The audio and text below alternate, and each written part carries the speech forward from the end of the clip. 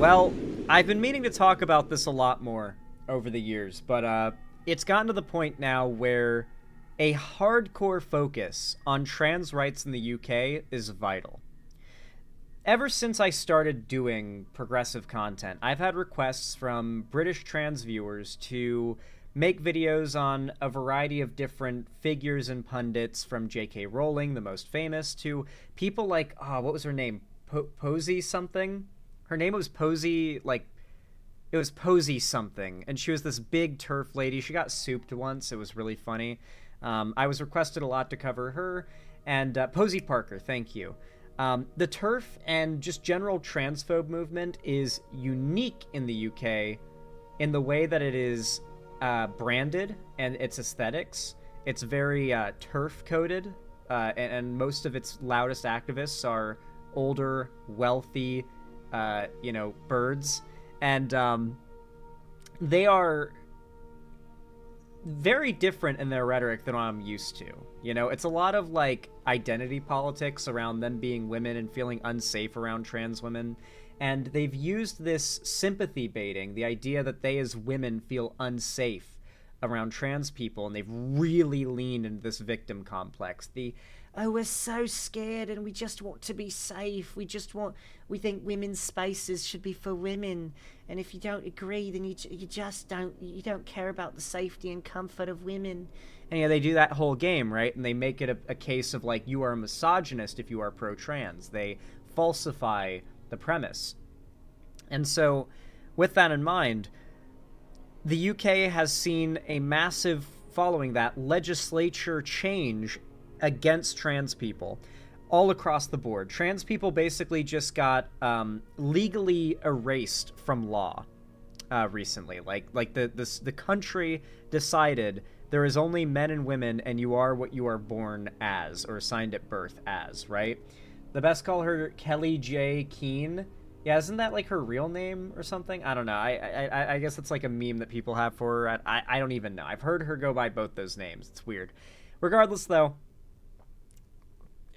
trans rights in the UK is being eviscerated, annihilated at speeds that would make Republicans blush. And with that in mind, I found a video here that was recommended by you guys from a British content creator. It's very recent, 11 hours old too, by a YouTuber named Jammy Dodger. Now, funnily enough, and any British viewers watching right now will probably find this quite funny. When I was growing up, I fucking loved the Yogscast. That was my favorite Minecraft gaming YouTube channel when I was growing up. And Simon from the Yogscast always talked about how he loved Jaffa cakes. And I was like, what is a Jaffa cake? What even is that? What a weird name for a snack. How British, And so I Googled it. I was like 11 at the time. So I Googled what a Jaffa cake was, and I read its description. A wafer with an orange gelatin extract, drizzled in chocolate. I was like, that sounds fucking good. I love oranges, Fig Newton wafers, and I love chocolate. That should go hard. And so I set off on a journey to, in fucking Florida, find Jaffa cakes. Mind you, ordering them from across the Atlantic Ocean was not exactly the cheapest option in 2011. World shipping and Amazon wasn't quite the same as it is today. Crazy I can say that, by the way. It just wasn't the same as it is today back when I was a kid. Couldn't get that done so easy. And so I had to go around trying to find Jaffa cakes. And the way I ended up locating them, hilariously, was in the ethnic foods aisle of Publix. Not just any Publix. I had to go to Publix after Publix after Publix, looking in the ethnic foods aisle, where for some reason different stores had different stocks. And under the British section, you would find a variety of different things, including Jammy Dodgers, which are these little cracker cookies with a heart, or not a heart. It was like a little, I think they were doing a Valentine's Day thing when I saw them, so they were hearts, but normally they're just a little circle of strawberry, if I remember right, strawberry jam or gelatin, on top of it. And I actually ended up getting some too, along with the Jaffa cakes when I finally found them, and I enjoyed both of them quite a lot. completely off topic outside of the British stuff. I just thought you guys would find it funny. My, like, if you're British and you're watching this, I'm sure Jammy Dodgers and Jaffa Cakes are as common as Oreos. And so, like, the idea of me going on this insane journey that literally took months of my childhood, mind you, of, like, me begging my mom to find a store that we could go to that had Jaffa Cakes. Like, it was months of my childhood on the hunt for these British snack foods that I'm sure to British viewers it's, like, unthinkable to have to look that hard for them, you know? Trans things in the UK have gone pretty wayward Anyway, recently, let's watch. and unfortunately a very vocal, very powerful minority have had a large negative impact on trans rights. On April 16th this year, the Supreme Court in the UK made a ruling that the definition of a woman for the purposes of the Equality Act 2010 will be based on biological sex. It's important to note that this was a ruling just based on the definition for the purposes of the Equality Act, not generally within society, and the Supreme Court specified that they were... Okay, my bad then. I misspoke. Apparently trans people are not erased from law as a whole, but in regards to, like, civil rights law, trans people have basically lost their recognition as a group that, like, civil rights cases ought to be fought for and over, right? Honestly, dude, I get it. I'm British myself, and I've lived in the United States for 20 years. It's so annoying trying to find British foods here. Yeah, it's surprisingly hard. Were not wading in on this conversation. So this isn't great, right? For multiple different reasons, for multiple different communities of people, particularly trans women right now. So how did this all start in the first place? How did we end up here? Well, the Supreme Court case was the culmination of challenges against the Scottish government from a TERF group. It reportedly started with a bill passed in 2018 that was designed to ensure gender balance on public sector boards, but the TERF group was too wrapped up in their transphobia to even see this as the positive thing that it was. And they essentially think that the protected characteristic of woman should only apply if you're assigned female at birth. But the Scottish government said that trans people should be included. Now, Britbongers in chat, you'll have to correct me here, but am I wrong in believing that it is still law in the UK that first-degree rape, I don't know if the UK has the same degree system as the US does, but the legal equivalent of first-degree rape in the UK cannot be committed by a cisgender woman on a cisgendered man because the act of rape requires penile penetration by the victimizer into the victim. And so without a penis, the rapist in question, being a woman, would not be able to be charged with first degree. Well, they could be charged with it, but would likely be found not guilty. Or I don't know if the UK is one of those countries that has not guilty. There are countries that have like innocent or not guilty as like their decision. I don't know. Good one, Perry. Like, I don't know what the rule is, like, when it comes to that. Like, if anyone wants to update me on the system, like, can a cis woman rape a cis man, legally speaking, in the UK? Or is it considered, like, battery? Like, I think before it was considered, like, sexual battery was, like, the harshest charge that would realistically stick, which is insane. Like, that right there, I feel like, is the perfect, like, example of how weird UK laws are, or if that's not currently the law, were, you know? Included, e.g. trans women should be protected as women. Funny that, given that they are women. The case went through the Scottish courts until it was brought to the Supreme Court. And now the ruling is not only limited to Scottish law, but impacts the interpretation of the Equality Act that applies across the whole of the United Kingdom. So that's a very quick whistle-stop tour of the general path of how we ended up here. The TERF group had to fundraise to bring this case to the Supreme Court, and they raised about £230,000, £70,000 of... Ooh, they should have said more slurs. They would have raised more money. Ooh. If they didn't push the feminism stuff with their TERF movement, then maybe they would have made more money on their money. That's still a lot of fucking money though. In USD, that's still hundreds of thousands of dollars. Of which came from very well-known TERF, J.K. Rowling. It's really important to stress here as well that the Supreme Court in this... People don't know this, but like J.K. Rowling is so rich, it's actually insane, even by the standards of someone who wrote like Harry Potter. J.K. Rowling, and this has been my like a lot of people criticize Harry Potter, right? And there's a lot of reasons too to criticize Harry Potter. But my biggest criticism of Harry Potter as its own piece of media is that you can tell after the first book that the merchandising opportunities and the money-making opportunities of the Harry Potter franchise quickly became the main motivator behind J.K. Rowling's writing, to the point where lore was retconned and odd changes were made in a way I did not pick up on as a kid, but they were made, but I do as an adult, in order to make Harry Potter a more marketable franchise and a more merchandisable franchise, to the point where by the fifth or fourth book, so much of the material is centered around things that you know were designed to be made into merchandise to be sold. And then on top of that, if you look into the business side of things, J.K. Rowling has been brutal and ruthless in her negotiations financially when it comes to the rights to Harry Potter. The books were so successful before any adaptation efforts were made or any merchandising was really started up, that she had so much leverage and knew there was only going to be more to be gained, that she locked down an insane royalty percentage for every usage of anything Harry Potter that's licensed from her. And so Harry Potter I guess Harry Potter has raked in immense amounts of money for J.K. Rowling, to the point where she has so many castles. I'm not talking mansions or manors or estates. I mean castles.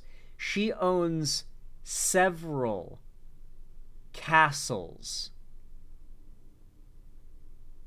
And that's on top of all her other properties.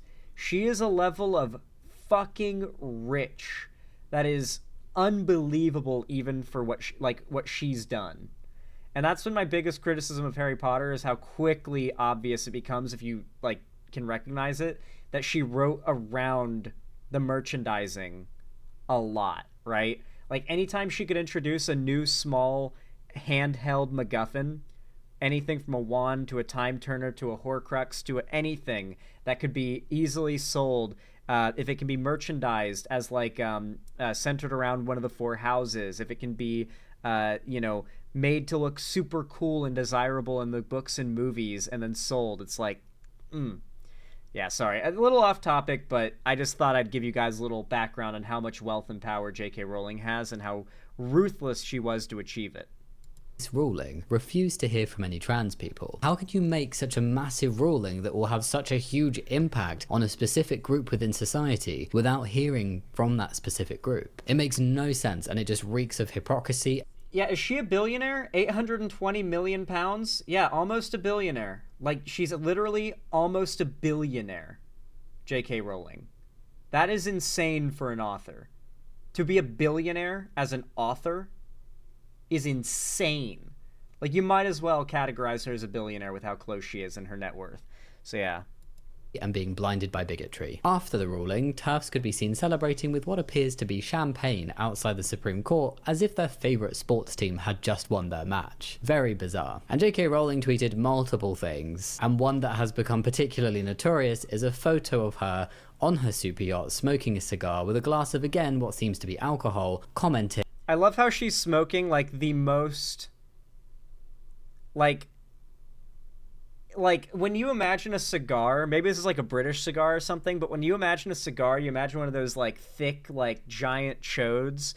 I don't like cigars, so yeah, if I see someone smoking a cigar, I'm gonna call it a cock. But I'm used to seeing someone just smoking a fat chode, but you can tell that because she's a TERF, she doesn't want to put anything too phallus-like in her mouth. And so she's smoking this needle dick of a blunt of a cigar. It's just this tiny little thing. It kind of looks like she just rolled a doobie. It looks like she rolled a fat one if it was weed. But considering it's a cigar, it's damn, just kind of looks funny. I don't know. on her super yacht, smoking a cigar with a glass of, again, what seems to be alcohol, commenting, "I love it when a plan comes together." They think they've won because they've opened up trans people to be discriminated against, and they've opened up for the exclusion of trans people within social spaces. But in reality, they've also opened up cis women to be discriminated against in those same situations, and any cis person actually who is gender non-conforming, which in reality will include some people who are TERFs, and all of these people are now more likely to be harassed in gendered public spaces such as toilets and changing rooms. Because funnily enough, you can't always tell when people are trans. So whilst their smugness is pretty vile, Yeah, this has been a big thing that's been happening as well. There are quite a few cases, and I should probably cover a few of them. There's just a lot going on. I haven't gotten a chance to, but cis women have been getting confronted in bathrooms and locker rooms and assaulted physically in some cases over allegations of being trans. So yeah, it's like when people are programmed to think this way, even when there are no trans people breaking these laws around using the quote-unquote wrong bathroom, now that people are so brain poisoned to think it's a problem, they're going to start seeing it where it doesn't exist. And it won't be trans people that are like facing the consequences. It'll be cis women. It'll be cis women, the same people that these TERFs claim to advocate for, that'll get beaten by other women in locker rooms and bathrooms over the slight, like, oh, did I just see an Adam's apple? Oh, I think I see an Adam's apple. Ooh, was that a bulge? Was that a I can't stop looking. I think that might have been a bulge. Can't quite tell, but better safe than sorry. Better grab the pepper spray. Like, that shit has been happening, and it's not trans people that are suffering because of that. Like, the TERFs out there, they hear about that and they're like, well, at least the trans people are suffering. But no, like the trans people will just use the bathroom they don't want to use just be safe, unless they're trying to make a statement. It's the cis women who are going to have to deal with that scrutiny, and it's not been good so far. They also look Yep, when you're holding a hammer, everything looks like a nail. Exactly. incredibly stupid to anybody with an ounce of common sense and compassion towards the trans community. They think this was a win for cis women and a win for feminism, when in reality it was just a campaign of hate that's ended up being partially an own goal. Yes, you've excluded trans people, but you've also put cis women at a high risk now as well. Yep. Cis women who are more masculine presenting are already harassed within public spaces such as restrooms and changing rooms, and will now more than ever be expected to prove their biological womanness. And how does one do that exactly? A lot of butch lesbians have been getting harassed and confronted in bathrooms, in women's bathrooms over this, because like I said, when you're holding a hammer, everything looks like a nail. Definitely not in a way that is feminist and protects women. This whole concept and the ruling of boiling people down to, and specifically women, down to their biology is so incredibly reductionist. It reduces people down to chromosomes, which we can't see, reproductive organs, which are not consistent and can be removed, genitalia, which again is not consistent and can be changed. Trans women can have a vagina and trans men can have a penis. So what is it they are relying on for this basis of biological sex? And in reality, it just means that this ruling and the transphobia not only puts trans people at such a greatly increased risk and reduces our rights, but also puts any cis person who's gender non-conforming, and particularly cis women, at risk as well. This ruling in transphobia actually has the potential to put cis women at more risk than they are currently at now. So not only are trans people now at more risk, particularly trans women, who are the main target of this hateful campaign, but also now the very group that the TERFs built their whole argument upon protecting. Make it make sense. The only way it makes sense is it's just bigotry. They're not protecting anybody. Now, we shouldn't really need... What happens when a passing trans man uses the women's restroom? Now what? That's the really, like, stupid part of this law, right? Like, there's a lot of stupid parts, but remember, these laws were never made with the intent of any, like, actual reasonable, like, alignment with reality, right?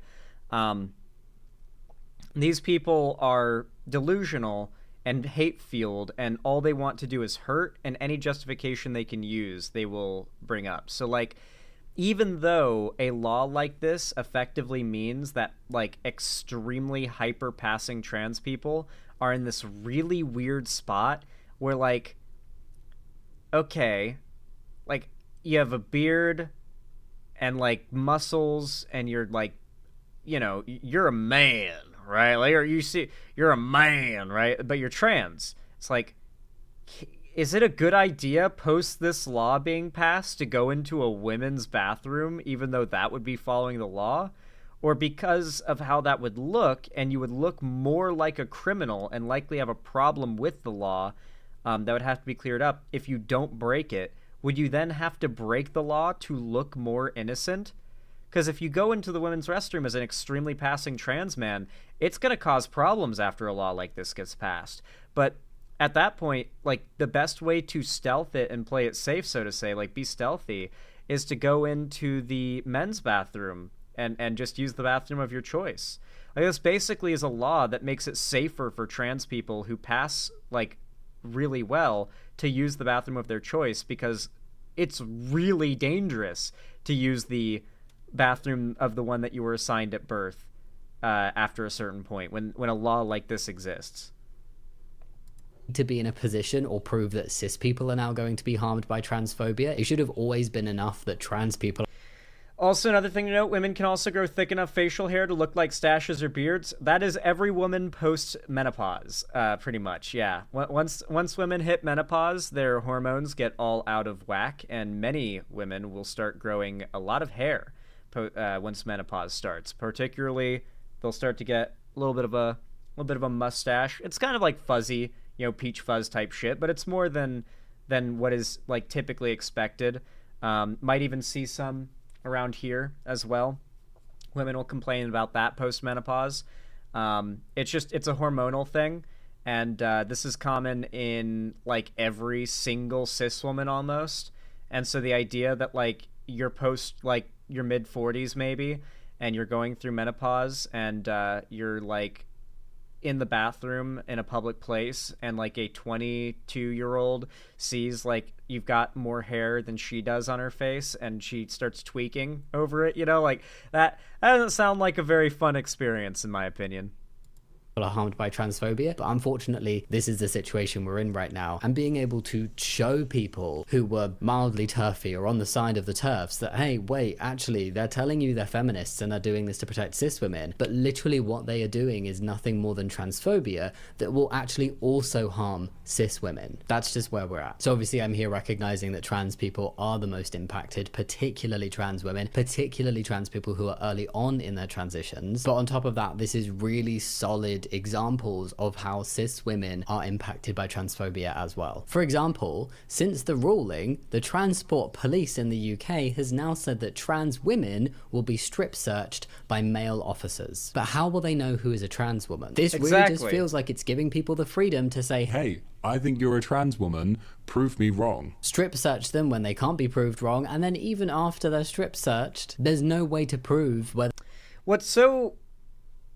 What's so crazy about the trans rights issue is that it's a really hard issue to get people on board with if they're ignorant to, like, even the fundamental core of like, why. I know this is going to sound silly to a lot of you, because why you should respect trans people, you don't need a reason. It's just what you do. You be a good person. Don't be a dick. Obviously, yes. But unfortunately, most people have this, like, weird, dumbass, like, it's not logical to just be a nice person all the time. People have to earn your respect. It's like, that kind of mindset is common. So, like, you have to explain to a broader audience why they should respect trans people, and it can't be an emotional argument. It has to be a logic and facts-based one if you're going to convince a group of ignorant, like, dumbasses, right? And so you're in the situation where, like, yeah, it's really hard to educate people and convince them on this, and it's really easy to get people on board with anti-trans policy, but implementing anti-trans policy, no matter how good they make it sound on paper, in reality will always end up being something that negatively impacts millions upon millions of... It'll always negatively impact 99.9% of the population more than it does that, like, what, 0.1% that trans people make up or whatever, or 0.2%. Like, yeah, there's a lot of trans people out there, but frankly, most of them are probably not going to be the ones that get, like, screened by this, because, like, what are the chances out of, thousands of people in a day that some officer might see they like strip search the trans person in the crowd who's like 0.2% of the population? It's far more likely that on a daily basis it'll become the norm for cis people to have to prove their sex to ride on a bus or to go into anywhere. Like, it's going to become the norm, and it's like, why do I have to prove that I'm a man? Why do I have to prove that I'm a woman? Like, why do I have to? Well, because of this law that passed recently due to these conservative legislatures, it's like you find out about the law, you find out why it's passed, and it's like, oh shit, that's why I have to get strip searched? Like, that's why they grab my balls when I go on the bus now? Is because they wanted to keep trans people from going in the bathroom? I've never met a trans person, but I get my balls grabbed on a regular basis by the cops. Maybe we voted for the wrong thing.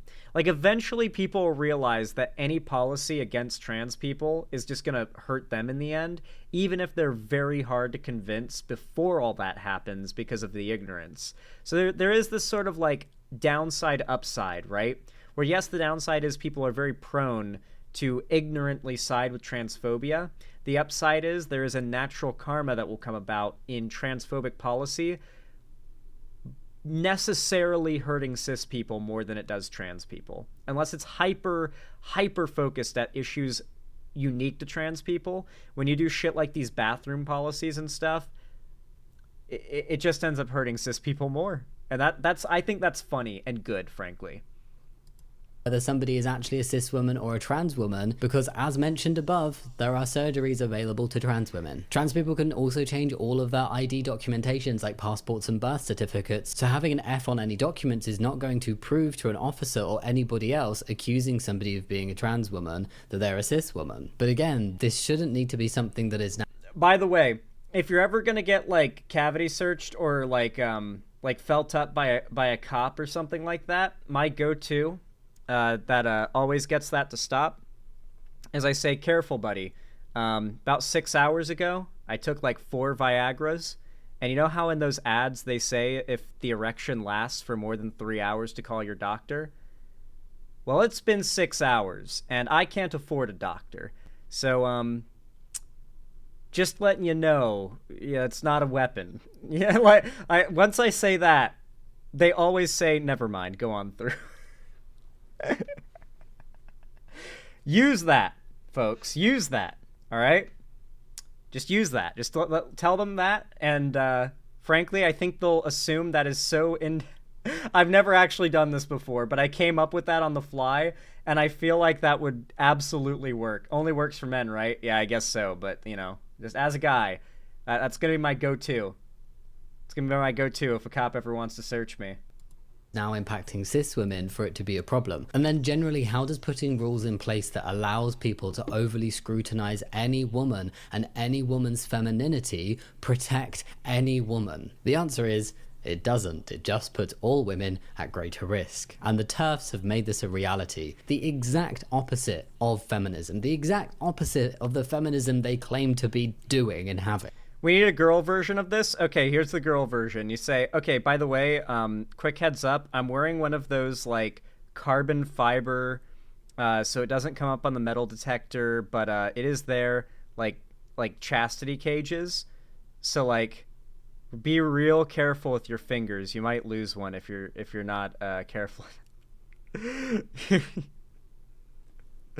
Maybe then they let you on through. There you go. TERFs will argue that excluding trans women from women's spaces will make cis women... For those who don't know, that's real, by the way. They make bear-trapped castity cages, which are meant to be, like, dick shredders for potential rapists. And, yeah, it's literally a real thing, by the way. I'm not joking. That's actually real. Women safer. Partly because it will stop cis men from being able to pretend that they're trans women and then accessing these women's spaces. In reality, trans women have been using women's spaces in public for decades without issue. There's no evidence that trans women using women's spaces put cis women at any greater risk. There's also no evidence that cis men are pretending to be trans women to gain access to these spaces. So it's a threat that's been totally made up by transphobes in the first place. And it's just acting as a distraction to the real threat, which is predatory cis men, not trans people. And we should be focusing on the areas and situations where women are most at risk from these predatory cis men, including... And they know that's a very compelling argument, which is why they'll never give up on the idea that trans women are cis men. They'll ignore the idea of trans men existing as much as possible because you can't fearmonger as effectively as you can with that talking point with trans men.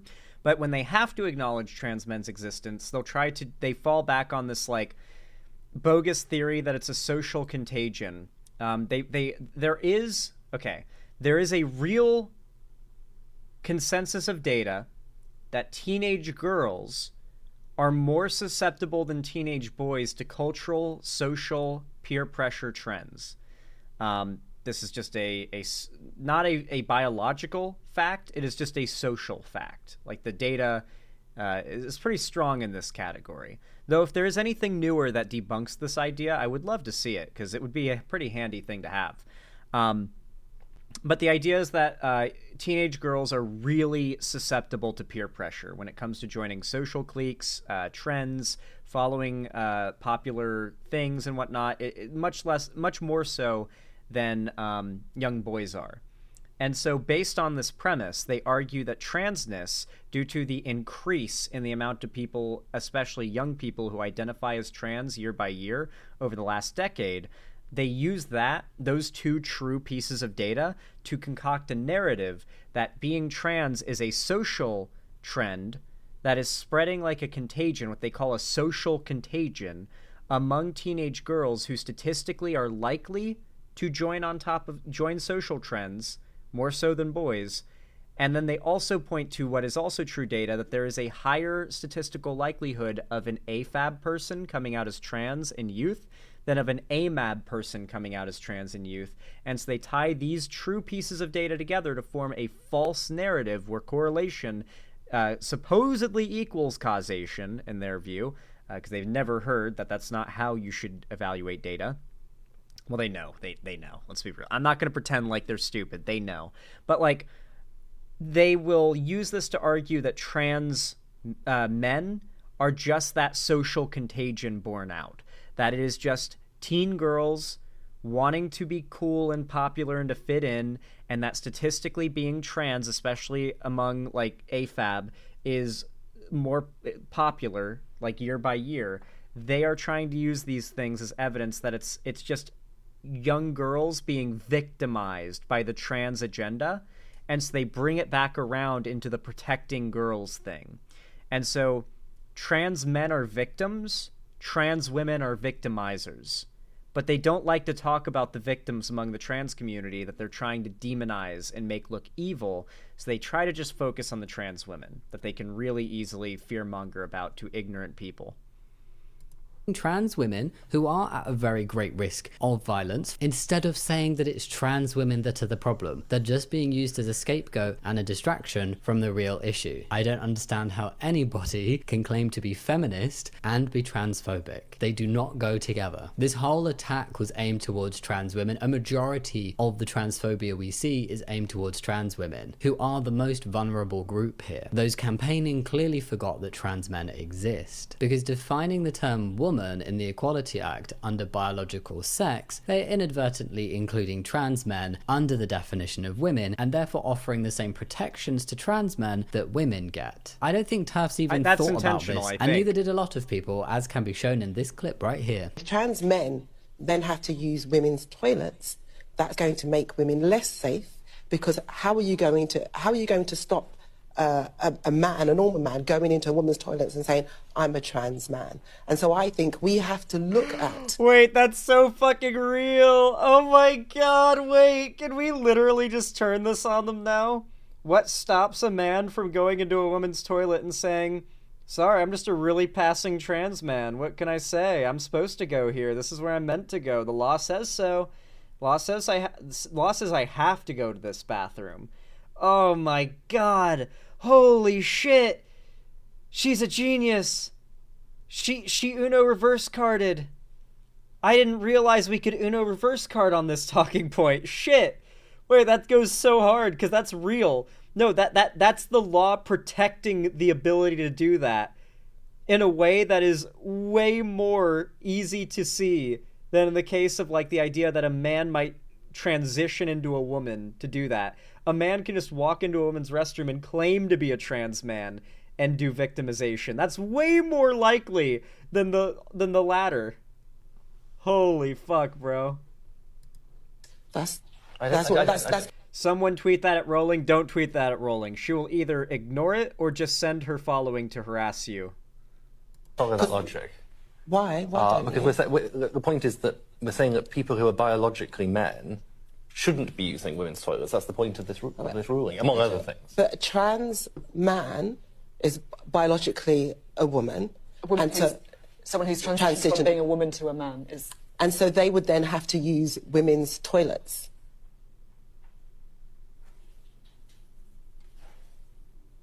I think this.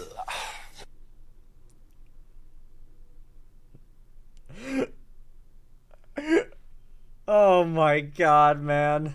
This is where we're at right now. These people, they can scream till the cows come home that there is no sun. But that won't stop it from rising tomorrow and feeding the grass and the trees. And sunburning those who wear no clothes or sunscreen, okay? Like that. I don't know. Yeah, his brain blue screened. That's so real. That's so real.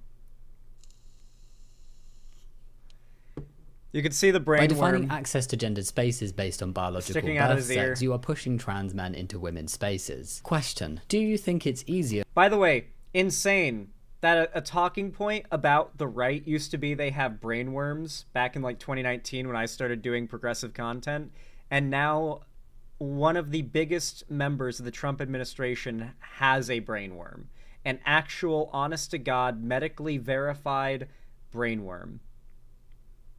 It's gone from like a derisive insult to the actual truth, and people will say yeah so when you say that now. Yeah, so I have brain worms, just like RFK, America's healthiest man. So what? That's their reaction to that now. for a cis man to pretend to be a trans woman to gain access to a women's bathroom, or pretend to be a trans man? Can you play it again, pretty please? Okay, we'll finish this off with one more replay of that great-ass clip. Trans Okay. men that women get. I don't think TERFs even thought about this, and neither did a lot of people, as can be shown in this clip right here. Trans men then have to use women's toilets. That's going to make women less safe, because how are you going to stop a man, a normal man, going into a woman's toilets and saying, I'm a trans man? And so I think we have to look at that's follow that logic. Why? Don't Because you? the point is that we're saying that people who are biologically men shouldn't be using women's toilets. That's the point of this ruling, among other things. But a trans man is biologically a woman, and so Someone who's transitioned from being a woman to a man is. and so they would then have to use women's toilets. Do do do do. I think this.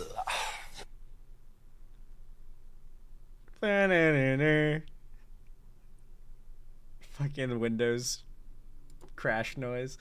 Very good stuff. Very, very good stuff. What are the comments looking like on this video? What a good bit of content here. Let me drop a like. And I highly recommend you guys go click the link at the top of the description to go drop a like and a comment and a sub on the original video and channel. Watch the rest of it on your own time as well, from Jammy Dodger. But what are the comments looking like? When people say they can always tell, I can't help but laugh because I've been accused of lying when I told people I'm trans. I'm an equity, diversity, and inclusion trainer, and your content has been super helpful in supporting my understanding and analysis so that I can talk clearly with my delegates and clients and push for organizations to do whatever they can to protect their trans and non-binary staff and service users. It's a really rough time for a lot of orgs who just don't know what they have to do, and many of which really do want to do their best to protect trans people. Thanks for doing this. I can't imagine it's been easy content to make. As mostly cis, mostly woman, I really don't feel comfortable with the idea that women should stick to women's spaces or be at risk of assault. I'd really rather not be assaulted regardless of what space I'm in. That's been a really weird implication of the TERF movement as well. This idea that instead of a focus on the idea of making society less dangerous towards women, we need to segregate women from society. And this is the fundamental idea behind TERF ideology. It's ironic how much the right have allied with them. When TERFs are the man-hating feminists. Yes, the left has its fair share of man-haters, and I'd say more common than that is man uncharitability, I guess you could call it. Like, just people who aren't, like, man-hating feminists, but, like, they're definitely a little less charitable to a man than they are a woman. You know, there's some biases there in the same way that a racist might have, or like a chuddy-ish person might have some racist biases. There are some, like, a fair amount of people on the left who have some, like, you know, anti-man biases, we'll call them, as funny as that sounds. Anti-man bias. Regardless, though, in all seriousness, the fact that that is a thing on the left is one thing, but the real man-haters, the true, like, vitriolically man-hating people are the TERFs. The idea of the TERF movement is that men are inherently predatory and dangerous, that their existence is that which makes a space unsafe for women when they're in that presence, right? And don't get me wrong, there are reasons for women to be maybe a little more cautious around men than they are their you know, their girlfriends and whatnot. But, like, let's be real. What they believe goes way beyond that. They're the ones who actually think, like, most if not all men are powder kegs of potential rape or sexual assault. They're the ones whose entire political worldview is centered around political lesbianism, which, for those of you guys that don't know, is the idea of, like, swearing off men or even choosing, I don't even know, I think it's just that, like, I think this is more popular among, like, man-hating bisexual women, but to choose to be only a lesbian as a protest against men, like, this is fundamental to the TERF movement, right? Like, a revolt against men and a labeling of men as dangerous and evil. And then from there, they build the premise that trans women are men. And if you've already sold so much rhetoric popularly and with that little pushback on the idea of men being dangerous, horrible, rapist monsters, and all you have to do from there is claim, by the way, trans women are men, then people's minds connect the dots.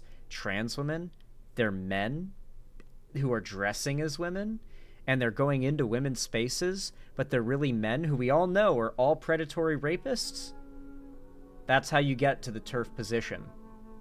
They are the true man-haters, and that's where the irony of them allying with the anti-feminist right comes from. It's not just the right is anti-feminist and that TERFs aren't really feminist. It's that the right claims to be anti-feminist because of things like the man-hate, and yet the type of feminists they ally with are the man-haters. Everything they stand for is hypocrisy. Ironically, the man-hating feminist archetype is controlled opposition of the right.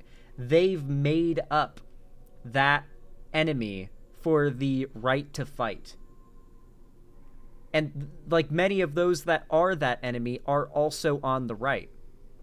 It's really a wild dynamic they built for themselves these days, you know?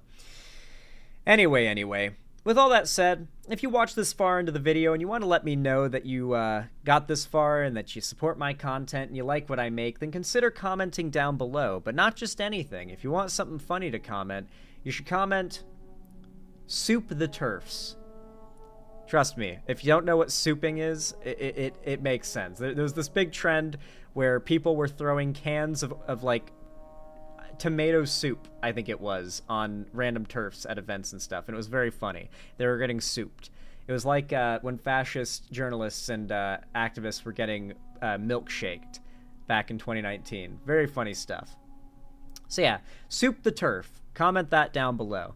And of course, if you want to support the channel a little extra on top of your comment, you can leave a like and subscribe and ring the bell icon to turn on all notifications, so YouTube actually tells you when I go live or upload new videos in the future. And of course, if you want to see more from me on other platforms, you can follow my social medias linked down below, especially my fan Discord. You should definitely consider joining that. It's the main hub of my fan base and my community. I host gaming events, call-in streams, watch parties, and movie nights there every week on Fridays, and on top of that, I announce all my new uploads and streams, so you truly won't miss a thing.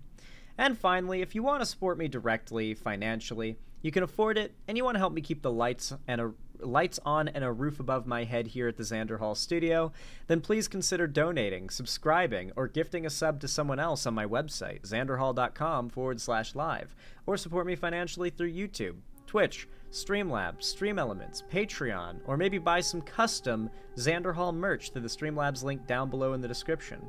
Regardless of how you support me, though, thank you all so much for watching, and as always, have a good one.